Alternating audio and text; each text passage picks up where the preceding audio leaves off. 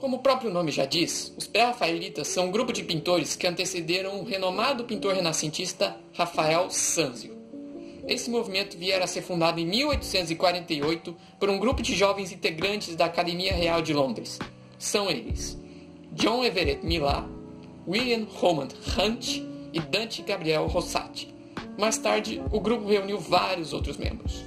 Com características de uma sociedade secreta, os pré-rafaelitas tiveram como objetivo lutar contra o academicismo, os males da sociedade industrial e o convencionalismo da época vitoriana. Almejavam recuperar uma arte mais espontânea, buscando a inspiração na natureza e nos mestres antigos do Renascimento, anteriores a Rafael, artista que para eles foram responsável por toda a insinceridade da arte diante da natureza. Trata-se então de voltar ao tempo em que os artistas eram artífices sinceros e fiéis à obra de Deus, a natureza, e se empenhavam em copiá-la de modo simples e direto, sem o filtro das formas pré-estabelecidas na pintura acadêmica.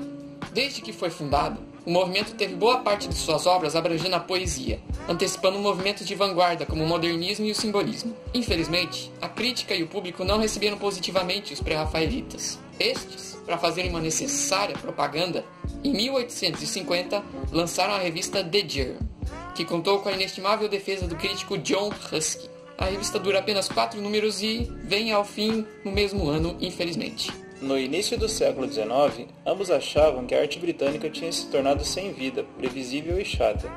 Com o objetivo de devolver o significado à arte, decidiram pintar temas morais, tirados da literatura e da Bíblia. Considerando uma espécie de reforma artística, o movimento pré-rafaelita intenciona romper a rigidez das técnicas acadêmicas e mecânicas a fim de libertar o artista para produzir uma maneira mais autêntica. Mesmo rompendo com o academicismo, encontram uma identidade que vai além de cada um deles. Essa identidade é facilmente reconhecida. Por exemplo, nas cores esmaltadas e luminosas usadas em seus quadros, um claro rompimento da convenção dos tons suaves que eram praticados até então. Não utilizavam as técnicas de sombreamento e profundidade, também como faziam os clássicos.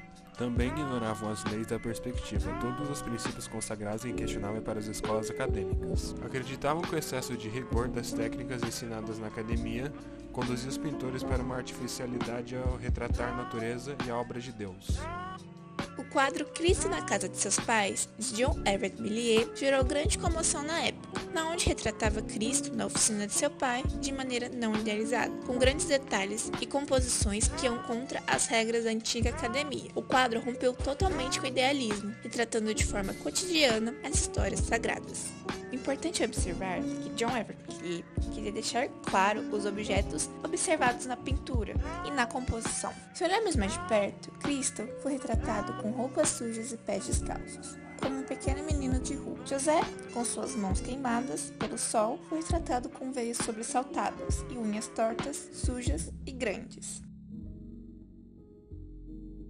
No mesmo ano que John Everett Millar expôs a sua pintura, William Roman Hunt expôs uma pintura igualmente radical sobre antigos missionários romanos, na qual pode ser vistos antigos missionários romanos que estão convertendo uma família britânica ao cristianismo. Hunt, em vez de usar este espaço de forma tradicional acadêmica, optou trazer todas as peças da composição mais para frente, como se fosse um relevo escultural. Faz com que a pintura seja totalmente além do seu tempo, enquanto ele obtém uma intimidade entre o telespectador e a pintura. Se observarmos aquele menino deitado na pintura lá embaixo, ele é uma figura principal da pintura, pois ao olharmos o olhar dele, ele está direcionado para a gente, criando um relacionamento entre o espectador e a pintura novamente. Algumas partes do quadro que mostra alguns espaços que são técnicas usadas naquele século, dividindo o espaço entre a pintura e o fundo, criando esse contraste entre a multidão atrás e a família.